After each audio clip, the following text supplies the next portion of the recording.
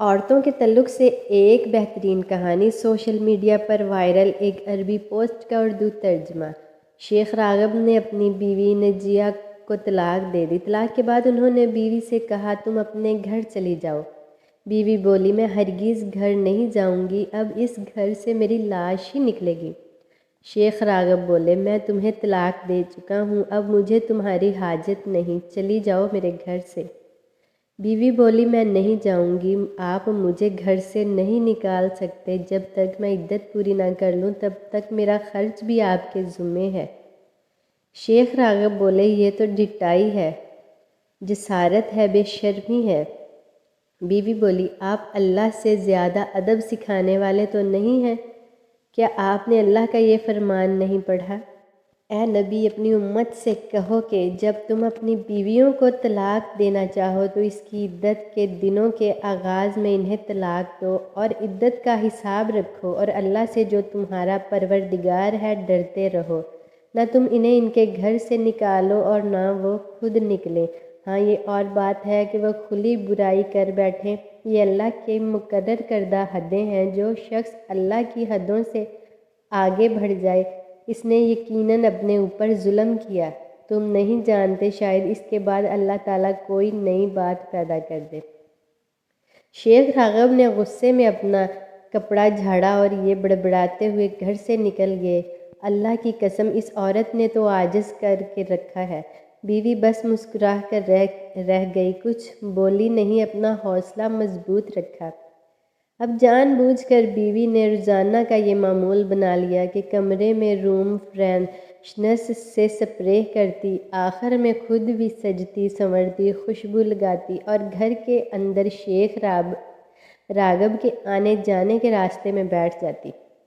شیخ صاحب 5 دن سے زیادہ صبر نہ کر سکے اور پھر انہوں نے زبان سے نہیں بلکہ عملی طور پر بیوی سے رجوع کر لیا۔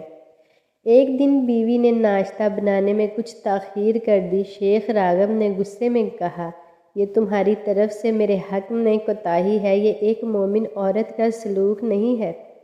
بیوی بولی اپنے مومن بھائی کے کام کو 70 مرتبہ بھلائی پر محمول کرنا چاہیے۔ نیک گمان رکھنا انسان کی بہترین صفات میں سے ایک ہے۔ جو شخص لوگوں کے ساتھ اچھا گمان رکھتا ہے وہ ان کی محبت حاصل کرتا ہے۔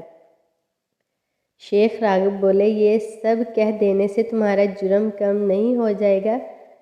کیا تم یہ چاہتی ہو کہ میں بغیر ناشتہ کیے گھر سے چلا جاؤں؟ بیوی بولی حقیقی مومن کی ایک صفت یہ بھی ہوتی ہے کہ اللہ تعالیٰ نے اس کی قسمت میں جو لکھا ہے اس پر قناعت کرے، اگرچہ تھوڑا ہی ہو۔ رسول اللہ صلی اللہ علیہ وآلہ وسلم فرماتے ہیں کہ وہ شخص کامیاب ہو گیا جو اسلام لایا، اسے اس کی ضرورت کی بقدر روزی دی گئی اور اللہ نے اسے جو کچھ دیا اس پر قناعت کی بھی توفیق دی۔ شیخ راغب بولے اب تو میں ہرگز کچھ نہیں کھاؤں گا۔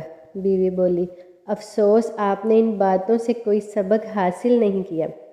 شیخ راغب نے بیوی کی بات پر دھیان بھی نہیں دیا اور غصے میں گھر سے نکل گئے۔ گھر لوٹنے کے بعد بھی انہوں نے بیوی سے کوئی بات چیت نہیں کی۔ رات میں انہوں نے بیوی کو بستر پر تنہا چھوڑ دیا اور خود بستر کے نیچے سوتے رہے۔ شیخ صاحب کا یہی حال رہا یہاں تک کہ 10 دن اور 10 راتیں گزر گئی۔ دن میں بیوی کھانا وغیرہ تیار کرتی اور سارے کام معمول کے مطابق کرتی۔ رات میں بیوی خوبصورت لباس پہنتی، خوشبو لگاتی، میک اپ کرتی اور بستر پر لیٹ جاتی، جان بوجھ کر شوہر سے کوئی بات چیت نہ کرتی۔ 11ویں رات پہلے تو شیخ راغب معمول کے مطابق بستر کے نیچے لیٹ گئے، لیکن پھر تھوڑی ہی دیر میں بستر پر آ گئے۔ بیوی ہنسنے لگی اور بولی آپ کیوں آئے ہیں؟ شیخ بولے میں پلٹ کر واپس آ گیا ہوں۔ بیوی بولی لوگ پلٹتے ہیں تو اوپر سے نیچے جاتے ہیں، نیچے سے اوپر تو نہیں آتے۔ شیخ نے مسکراتے ہوئے کہا بستر پر جو مقناطیس ہے اس میں زمین کی قوت کشش سے زیادہ پاور ہے۔ پھر شیخ نے مسرت آمیز لہجے میں کہا نجیہ اگر دنیا کی ساری عورتیں تمہاری طرح ہو جائیں تو کوئی مرد اپنی بیوی کو کبھی طلاق نہ دے اور گھروں کے سارے مسائل ختم ہو جائیں۔ اللہ کے رسول صلی اللہ علیہ وآلہ وسلم نے سچ فرمایا، جو عورت اپنے شوہر کی بدسلوکی پر صبر کرتی ہے اللہ اسے آسیہ بنت مزاحم کے جیسا اجر دیتا ہے۔ اسے نجیہ تم اللہ کی اطاعت کے کاموں میں میری بہترین مددگار ہو، اللہ تمہیں میری طرف سے جزائے خیر دے اور کبھی بھی جدا نہ کرے۔ اس طرح سنجیدگی غصے پر غالب آ جاتی ہے۔ اس پیغام کو نشر کر کے خانبداری میں آپ بھی حصہ لیجئے۔ نجیہ کے اندر معاشرتی امور میں جذبات کے صحیح استعمال کا ہنر موجود تھا۔ کیا آپ جانتے ہیں ہر عورت کے اندر ایک نجیہ ہوتی ہے؟ اللہ سب کو اپنے حفظ و امان میں رکھے، اور ایسی ہی اور ویڈیوز دیکھنے کے لیے میرے چینل کو سبسکرائب کر دیں، ویڈیو کو لائک کر دیں اور بیل آئیکن کو دبا دیں تاکہ ہر آنے والی ویڈیو کی نوٹیفیکیشن آپ تک پہنچتی رہے۔ جزاک اللہ خیر۔